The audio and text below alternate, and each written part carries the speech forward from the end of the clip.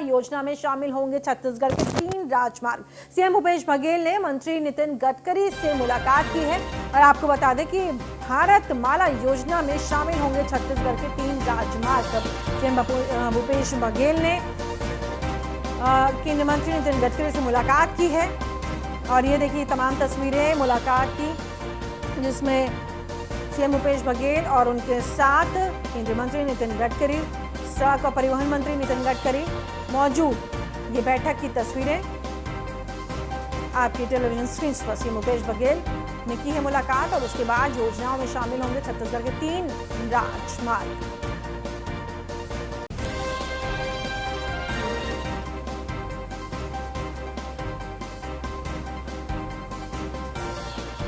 CM Bhupesh Baghel ने मंत्री नितिन गडकरी से मुलाकात की और आपको बता दें कि देख सकते हैं आप इन तस्वीरों में कि केंद्रीय मंत्री नितिन गडकरी भी मौजूद हैं बैठक में और साथ ही साथ उनके साथ सीएम भूपेश बघेल भी मौजूद है। तमाम अधिकारी वहां पर मौजूद हैं।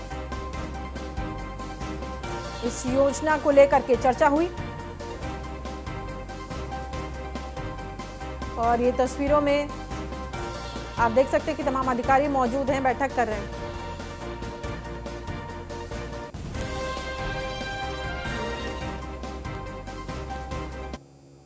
और पश्चिम बंगाल विधानसभा चुनाव से पहले राज्य में सियासी उठापटक जारी है। सत्ताधारी तृणमूल कांग्रेस छोड़ करके कई नेता बीजेपी में शामिल हो गए। कांग्रेस विधायक जावेद खान ने बीजेपी पर निशाना साधा है। बीजेपी ने बंगाल के लिए ही किया है, बंगाल के लिए ही क्या किया है, कहना जावेद खान का। बीजेपी सिर्फ हिंदू मुस्लिम की राजनीति करती है, ये कहना है जावेद खान का। बीजेपी ने बंगाल के लिए आखिर किया ही क्या है, तो ये सवाल उठाए हैं। बीजेपी सिर्फ हिंदू मुस्लिम की राजनीति करती है, ये आरोप लगाया है जावेद खान के द्वारा। कुछ है नहीं ना, क्या है भाजपा के पास है क्या? आज तक क्या नाम भाजपा ने बंगाल के लोगों के लिए क्या किया? आज अम्फान हुआ, बुलबुल हुआ, उसमें जो नुकसान हुआ है इस स्टेट के लोगों को, जो घर बाड़ी टूटा है, उसमें जो क्या नाम है एस्टिमेट बना के भेजा गया, तो वो पैसा नहीं दिए। प्रधानमंत्री आए 1000 रुपये करोड़ रुपये देकर अपना दायित्व खत्म करके चले गए। बोला गया कि आप एस्टिमेट बना के भेजिए, 1,02,000 करोड़ के ऊपर का एस्टिमेट बना के भेजा गया। बोले नहीं, NDRF के मुताबिक एस्टिमेट बनाइए, उसका मुताबिक 38,000 करोड़ रुपये का एस्टिमेट बनाया गया, 2200 करोड़ रुपया मिला है। आज जो बंगाल के आवाम से प्यार नहीं करता, वो बंगाल से क्या प्यार करेगा? बंगाल के लोगों के लिए क्या काम करेगा? भाजपा का असली चेहरा देखना है तो आप लोग आइए, बंगाल में ही सिर्फ नहीं सारे हिंदुस्तान में देखिए। ये लोग क्या नाम है डिवीज़न का राजनीति करते हैं, विभाजन की राजनीति करते हैं, ये लोग मंदिर मस्जिद की राजनीति करते हैं, ये लोग हिंदू मुस्लिम की राजनीति करते हैं, ये लोग राजनीति करते हैं संतराश की। इनके पास और कुछ नहीं। आज जो लाखों लाख किसान बैठे हुए हैं हरियाणा, दिल्ली और गाजीपुर के बॉर्डर में, जहाँ बैठे हुए राजस्थान के बॉर्डर में, महाराष्ट्र के बॉर्डर में, आज जो लोग अन्नदाता हैं, अनाज के उपाय उपयोग करके देते हैं, उनके साथ आज भाजपा गलत कर रहा है। और अगली खबर कोरबा से। नाबालिग से सामूहिक दुष्कर्म करके हत्या का मामला सामने आया है। पुलिस ने सतरेंगा से 6 आरोपियों को गिरफ्तार कर लिया है। आरोपी संतराम ने अपने साथियों के साथ मिलकर के दुष्कर्म किया। 16 साल की नाबालिग से शादी करना चाहता था आरोपी संतराम। नाबालिग ने छेड़छाड़ की, पहले कई बार परिजनों से शिकायत भी की। उसने जानकारी दी थी परिजनों को। पुलिस ने पॉक्सो एक्ट के तहत मामला दर्ज करके कार्रवाई शुरू कर दी है। तो आरोपी संतराम अपने साथियों के साथ मिलकर के उसने ये सामूहिक दुष्कर्म किया है और 16 साल की नाबालिग से शादी करना चाहता था और उसके मना करने पर उसके बाद उस नाबालिग के साथ उसने इस वारदात को अंजाम दिया। पहले उसके साथ गैंगरेप किया और फिर उसकी हत्या कर दी। जो नाबालिग बालिका थी वो सांस चल रहा था, तो उसमें 307 का धारा भी लगा है। प्लानिंग करके लोग घटना को अंजाम दिए हैं, इसलिए 120 भी धारा जोड़ा गया है आपराधिक षड्यंत्र का। और साक्ष्य को लोग छुपाने के नियत से जंगल में ले जाकर के इनको बॉडी को छिपाए थे, इसलिए धारा 201 लगाए हैं। और सब मिलकर आपसी एक राय होकर के घटना कारित किए, इसलिए धारा 34 लगाए हैं। क्योंकि इसमें से कई आरोपी लोग अनुसूचित जाति जनजाति के नहीं हैं, इसलिए SC ST एक्ट के धारा लगा है। नाबालिग बच्ची के साथ जो दुष्कर्म हुआ है तो धारा 376 2G लगा है। और चूँकि बालिका नाबालिग थी, इसलिए पास्को अधिनियम के जो संबंधित धारा 4 है उसके तहत अपराध प्रतिगत करके विवेचना में लिए हैं। आगे विवेचना जारी है, इसमें आने वाले समय में कुछ और नए तथ्य आएंगे तो उसमें और धारा उसमें बढ़ सकती है। और नाबालिग ने छेड़छाड़ की पहले भी कई बार जानकारी अपने परिजनों को दी है। पुलिस ने पॉक्सो एक्ट के तहत मामला दर्ज करके अब कार्रवाई शुरू कर दी। हालांकि पुलिस ने 6 आरोपियों को गिरफ्तार कर लिया है। तो यहाँ पर ये जो पूरा मामला बताया जा रहा है कि जो आरोपी था, जो मुख्य आरोपी था, वो पीड़िता से शादी करना चाहता था, लेकिन लगातार उसके मना करने के बाद और कई बार पीड़िता ने इस चीज की जानकारी अपने परिजनों को भी दी और आखिरकार अपनी मंशा को पूरा होता हुआ ना देख करके उसने पीड़िता के साथ अपने साथियों के साथ मिलकर के पहले गैंगरेप किया और फिर उसकी हत्या कर दी। और अगली खबर दंतेवाड़ा से 5 नक्सलियों ने किया है आत्मसमर्पण। 2 नक्सली सुरक्षा बलों पर हुए हैं कई हमले शामिल। 2 नक्सलियों पर चल रहा है 5-5 लाख का इनाम। सरेंडर नक्सलियों में एक महिला भी शामिल है। 5 ने पुलिस और सीआरपीएफ के सामने सरेंडर कर दिया है। सरेंडर नक्सलियों में एक महिला भी शामिल है। आपको बता दें दंतेवाड़ा का ये पूरा मामला बताया गया। छत्तीसगढ़ में अमूमन नक्सलवादी घटनाएं ज्यादा होती हैं, वहां पर दंतेवाड़ा में 5 नक्सलियों ने आत्मसमर्पण किया है और आप देख सकते हैं कि फोर्स के साथ ये तमाम लोग वहां पर मौजूद हैं। आज 5 माओवादियों ने आत्मसमर्पण किया, जिसमें कि 2 इनामी नक्सली है, 5-5 लाख के इनामी है। लखन कुहरामी जो कि धर्मगढ़ एरिया कमेटी सदस्य था, मिट्टू रेलवे कमांडर था। इसके ऊपर 21 अपराध अभी नामांकित पाए गए हैं और भी अपराध हो सकते हैं, छानबीन की जा रही है। अब इसी से अंदाज़ा लगा सकते हैं कि 2003 में इसके खिलाफ पहला अपराध हुआ था और 2003 से लेकर 2021 तक हर वर्ष कोई न कोई अपराध इसके नाम पर 3-4 बड़े मुठभेड़ों में रहा है। चिंगनार मुठभेड़ में जिसमें 8 माओवादी मारे गए, 2008 का एक एम्बुश जिसमें कि 6 पुलिसकर्मी शहीद हुए थे, 8 से 10 ग्रामीणों की इन्होंने पुलिस मुखबिरी में हत्या की है। लखन के सरेंडर करने से भैरमगढ़ एरिया कमेटी को तगड़ा झटका लगेगा। अभी हम भैरमगढ़ एरिया कमेटी और मलांगीर कटे कल्याण एरिया कमेटी में 4-5 एरिया कमेटी सदस्यों के संपर्क में है और आने वाले समय में और भी आत्मसमर्पण संभव है। आज 5 माओवादियों ने आत्मसमर्पण किया, जिसमें कि 2 इनामी नक्सली है, 5-5 लाख के इनामी है। लखन कुहरामी जो कि धर्मगढ़ एरिया कमेटी सदस्य था, मिट्टू रेलवे कमांडर था। इसके ऊपर 21 अपराध अभी नामांकित पाए गए हैं और भी अपराध हो सकते हैं, छानबीन की जा रही है। अब इसी से अंदाज़ा लगा सकते हैं कि 2003 में इसके खिलाफ पहला अपराध हुआ था और 2003 से लेकर 2021 तक हर वर्ष कोई न कोई अपराध इसके नाम पर 3-4 बड़े मुठभेड़ों में रहा है। चिंगनार मुठभेड़ में जिसमें 8 माओवादी मारे गए, 2008 का एक एम्बुश जिसमें कि 6 पुलिसकर्मी शहीद हुए थे, 8 से 10 ग्रामीणों की।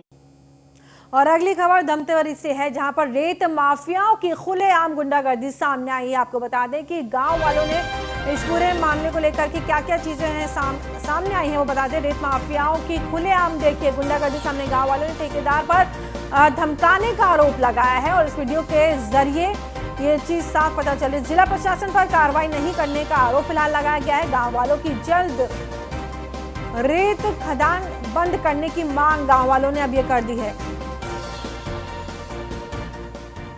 फैसला वही हो, जब को नियम से निकाले तो उसके पास निकाल सकते, बाहर नहीं निकाल सके, है ना। तो वो नियम से बाहर निकालते रहे। मेरा अधिकारी मन भी गेरी से, है ना, RI गेरी से और पटवारी भी गेरी से, सब नापी से। तो मेरा एक्स्ट्रा पाएगी 15 एकड़। तो हम गांव वाला चाहते कि मत चले हैं, बंद हो जाए। अभी कलेक्टर का बोलिए। कलेक्टर तो आवेदन ले से इनकार कर रहे थे। जब तक ग्राम समिति, पंचायत के आदमी और ठेकेदार नहीं हो तब तक मैं कार्रवाई नहीं कर सकूँ। बोला आपके नाम बताओ। सुखचैन निषाद है। तो वहाँ उत्खनन के गए थे ना, तो राजस्व निरीक्षक, माइनिंग इंस्पेक्टर और पटवारी सब गए थे और उन लोग बताया कि लगभग 16-17 एकड़ मतलब अवैध उत्खनन हुआ है। तो हम लोग उसके बारे में जानकारी भी चाहे तो कोई जानकारी नहीं मिला है। अभी फिर वो दादागिरी करके खदान चालू करना चाह रहा है, जिससे गांव में ऐसा आक्रोश है कि मतलब उसके गुंडे घूमते रहते हैं गांव में, किसी को धमकी देते हैं, हमको मार देंगे, पीट देंगे, हम चलाएंगे खदान। इसकी शिकायत नहीं किया? शिकायत किए हैं और अभी ये आवेदन हम लोग यहाँ देने के लिए आए हैं यहाँ पर। क्या कलेक्टर लेने से इनकार कर दिया। कलेक्टर साहब इस आवेदन को नहीं ले रहे हैं, बोलते हैं कि तुम्हारे गांव में कुछ लोग खदान चलाना चाह रहे हो, तुम मना कर रहे हो करके। तो हम लोग बोले कौन से नियम से चला? कौन से नियम से मतलब खदान चला? भाई जब अवैध उत्खनन हुआ है, तुम्हारा 12 हेक्टेयर मतलब 5 हेक्टेयर खुद आ गया है, तो कहाँ से 17 एकड़ और एक्स्ट्रा खोदोगे?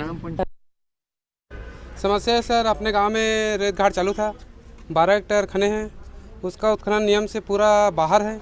ना वह विक्षेपण हुआ, ना कोई जो ठेकेदार वादा किए थे अपने स्कूल को उद्धार करने के लिए वो भी नहीं किए, ना विक्षेपण किए। और जो 12 एकड़ बोले थे उसका 12 एकड़ उत्खनन करने के साथ साथ 15-20 एकड़ अवैध उत्खनन के, वो भी 10.5 फीट गहराई के साथ एक्स्ट्रा खनन की, उसका आज आवेदन लगाए हैं बंद करने के लिए। और अगली खबर पश्चिम चंपारण से है। मुस्लिम युवक ने इंसानियत की मिसाल पेश करी है।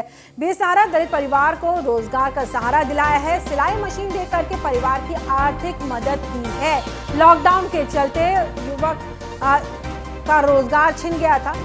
उसका रोजगार छिन गया था। परिवार की झोपड़ी को पक्का मकान बनाने में भी उसने कहा है कि वो मदद करेगा। और लॉकडाउन के चलते रोजगार छिन जाने की वजह से लोगों को काफी दिक्कतों का सामना करना पड़ा था। और ऐसे में देखिए एक मुस्लिम युवक ने इंसानियत की मिसाल पेश की।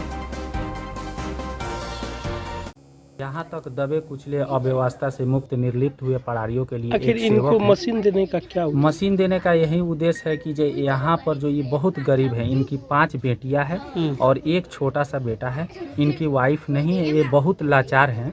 इनका रोजी रोटी चलाने के लिए मैंने इनको दिया। यहाँ तक अगली खबर भोपाल से है। राम मंदिर निर्माण पर विश्वास सारंग का कांग्रेस पर निशाना। राम के मंदिर को विवादास्पद करना कांग्रेस की नीति और नियत है। कांग्रेसियों ने राम का नाम बदनाम करने की कोशिश की है। कांग्रेस के पास कोई नीति या विचार नहीं है। विश्वास सारंग का ये कहना है। विश्वास सारंग कांग्रेस पर हर मुद्दे पर ही राजनीति करना चाहते हैं, ये कहना है विश्वास सारंग का। बीजेपी के कद्दावर चिकित्सा शिक्षा मंत्री हैं विश्वास सारंग और उन्होंने ये तमाम बातें कांग्रेस को कटघरे में खड़ा करके कही हैं। विश्वास सारंग का कांग्रेस पर निशाना। कांग्रेसियों से पूछना पड़ेगा, क्योंकि मुझे आश्चर्य है, कोरोना की लड़ाई में भी बहुत सारे अस्पतालों पर प्रश्न चिन्ह लगाने वाले कांग्रेसी मुझे ही फ़ोन करके बोलते थे कि उसी अस्पताल में मुझे भर्ती करा दो। तो कांग्रेस की कथनी और करनी में बहुत अंतर है। सही मायने में कांग्रेसियों को ये विचार जरूर करना पड़ेगा, जिस वैक्सीन को लेकर उन्होंने प्रश्न चिन्ह लगाए थे, अब वो उसको लगाएंगे या नहीं लगाएंगे ये तो उनका विवेक है।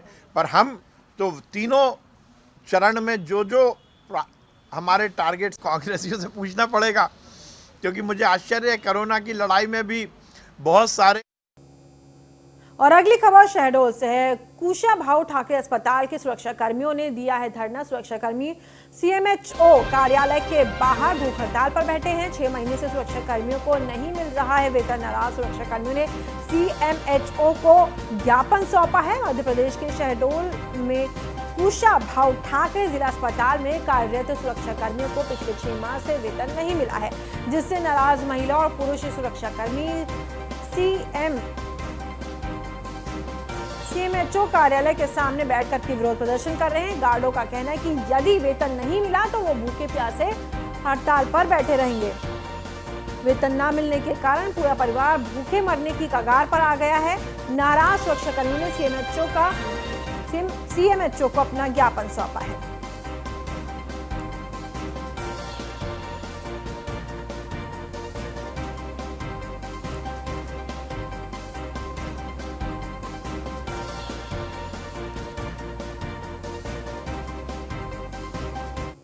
भैया हम लोगों की तनख्वाह नहीं मिली है और माने ये 6वां महीना चल रहा है और हम लोग बहुत परेशान हैं। हमारे गार्ड भैया, हमारी लेडीज़ बहनें, हम लोग बहुत परेशान हैं। तो हम ये चाहते हैं कि हमारी पेमेंट हमें मिल जानी चाहिए। यदि नहीं मिलती है तो हम काम पे नहीं आएंगे। हम में से कोई भी नहीं आएगा। ये 6वां महीना चल रहा है भैया, 6वां महीना चल रहा है जी। बस हमारी पेमेंट मिल जाए बस भैया, हम लोगों की तनख्वाह। और अगली खबर झाबुआ से। हेड कांस्टेबल सैफुद्दीन खान ने आत्महत्या थांदला के काकनवानी थाने में तैनात था वो, और हेड कांस्टेबल सुबह 7 बजे थाने में ड्यूटी करते समय खुद को उन्होंने गोली मार ली। मौके पर पहुंचे एसडीओपी ने घटना के जांच, आपको बता दें, इसकी जांच के आदेश दे दिए हैं। सुबह 7 बजे थाने में ड्यूटी करते समय खुद को गोली मार ली। आत्महत्या का कारण अभी तक साफ नहीं हो पाया है कि किस वजह से ये कदम उठाया। मौके पर पहुंचे एसडीओपी ने घटना की जांच के आदेश दे दिए हैं।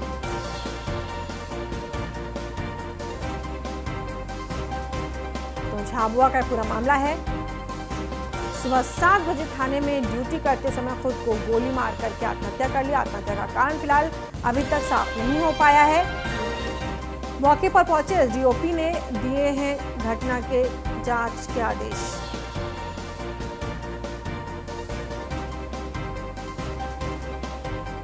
और हेड कांस्टेबल सैफुद्दीन खान ने आत्महत्या कर ली। सुबह 7 बजे ड्यूटी करते वक्त ये पूरी वारदात हुई। अब फिलहाल उसका कारण क्या था ये साफ नहीं आ रहा। निजी कारणों की वजह से की है या फिर काम का दबाव था उसकी वजह से आत्महत्या कर ली है, फिलहाल ये सवाल बना हुआ है, स्थिति साफ नहीं हो पाई है। और वहीं सूरत की संस्कृति चैरिटेबल ट्रस्ट की अनोखी पहल, ट्रस्ट ने फ्री में मोतियाबिंद का ऑपरेशन करवाया है। 540 लोगों ने अपना नाम दर्ज करवाया था। 125 मरीजों का ही मोतियाबिंद का ऑपरेशन हो चुका है अभी तक। तो आपको बता दें सूरत की संस्कृति चैरिटेबल ट्रस्ट की एक ये अनोखी पहल, यहाँ पर तकरीबन 125 लोगों ने इस पहल का फायदा उठाते हुए मोतियाबिंद का ऑपरेशन करवाया है। और आप ये देख सकते हैं कि एक बस में इकट्ठा करके लोगों को ले जाया गया। ट्रस्ट ने फ्री में मोतियाबिंद का ऑपरेशन करवाया है उन तमाम लोगों का जो खर्चा नहीं उठा पाते हैं। 125 मरीजों का अभी तक के मोतियाबिंद का ऑपरेशन हो चुका है।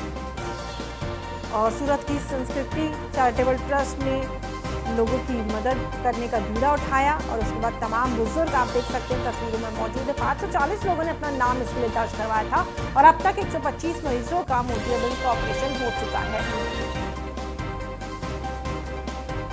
देखिए चैरिटेबल ट्रस्ट है जिसने कदम उठाया लोगों की मदद करने का, लोगों के समाज के बारे में सोचा।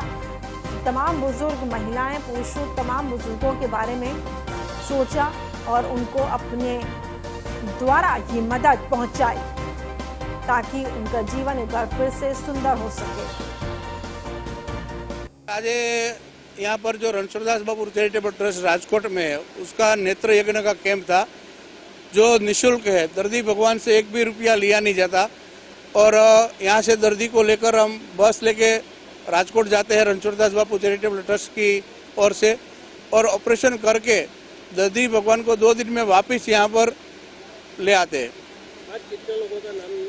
935 लोगों का ओपीडी हुआ, इनमें से 445 यानी कि 445 लोगों का ऑपरेशन के लिए चुना गया। इनमें से आज हमारी 2 बस जा रही है और दोनों 2 बस में से 115 लोग को आज ऑपरेशन के लिए हम विदाई कर।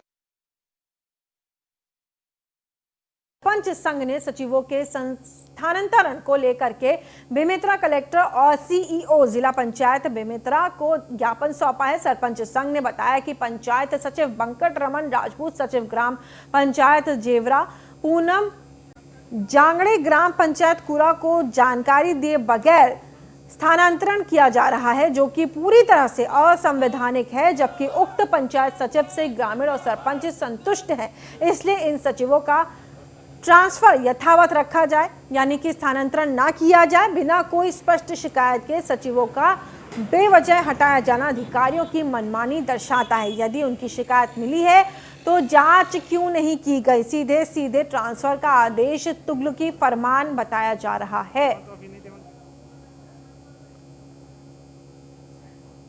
तो ये देखिए हम लोग के 3 बिंदु 3 विचार है हम लोग सरपंच संघ सभी साथियों का। हम लोग अपने अपने सचिव से संतुष्ट हैं, बाकी किसी पंचायत के सचिव का इधर उधर नहीं हुआ। बाकी मेरे 2 पंचायत जो अतिरिक्त प्रभार दोभट्टी और ग्राम पंचायत पूरा दोनों के सचिव का ही ट्रांसफ़र हुआ। एक सचिव पूनम चंद जांगले, जबकि हम लोग उनसे बहुत संतुष्ट हैं और पूरा पंचायत भी उससे संतुष्ट है और मैं भी संतुष्ट हूँ और गाँव वाले भी संतुष्ट हैं। तो मेरा कहना है कि ये जब हम लोग संतुष्ट हैं तो हमारे ही सचिव का हम लोग के बिना जानकारी शिकायत हम लोग किए नहीं हैं तो उनका ट्रांसफ़र कैसे किया गया। ये सचिव लोग को हम लोग के यथावत वहीं रहने दिया जाए क्योंकि हम लोग अपने सचिव से संतुष्ट हैं और हम लोग को गाँव का विकास हो रहा है। हम लोग की हमारे यहाँ नवागढ़ जनपद सीओ के द्वारा सचिवों का इधर से उधर ट्रांसफ़र करने में मनमानी ढंग से किया जा रहा है, जबकि सरपंच जो है संतुष्ट है अपने अपने सचिव से बिना जानकारी के, बिना किसी कुछ भी टाइप से। और दूसरा मुद्दा है वहाँ पे हमारे लिए वहाँ बैठने का व्यवस्था नहीं है जनपद में। तो बैठने के लिए तो व्यवस्था वहाँ पर परियोजना जो कार्यालय बनाया गया उसको तो आज हम लोग वहाँ पे गए, वहाँ पे हम लोग को सीधा मना कर दिए सीओ जो है जी कि यहाँ पे आप लोग नहीं बैठ सकते। अच्छा, तो कहाँ जाएंगे करके बोले तो क्या बोल रहे हैं? बोले आप लोग नहीं है, रास्ता ही नहीं। और अगली खबर कोटपुतली से। शराबबंदी आंदोलन को लेकर के राष्ट्रीय अध्यक्ष की प्रेस कॉन्फ्रेंस हुई है। शाहजहांपुर खेड़ा बॉर्डर पहुंच करके किसानों को संबोधित किया गया। अध्यक्ष ने किसानों के प्रति सरकार के रवैये पर निशाना साधा है। किसानों को अनदेखा करके कोई देश प्रगति नहीं कर सकता, ये कहना है अध्यक्ष का। किसानों के बिना इस देश की कल्पना करना भी बेमाना होगा।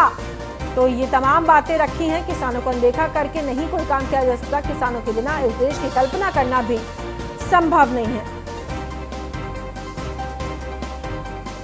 शराबबंदी आंदोलन को लेकर के ये शाहजहांपुर खेड़ा बॉर्डर पहुंच करके किसानों को संबोधित भी वहां पे किया गया। अध्यक्ष ने किसानों के प्रति सरकार के रवैये पर निशाना साधा है। किसानों को अनदेखा करके कोई देश प्रगति नहीं कर सकता है।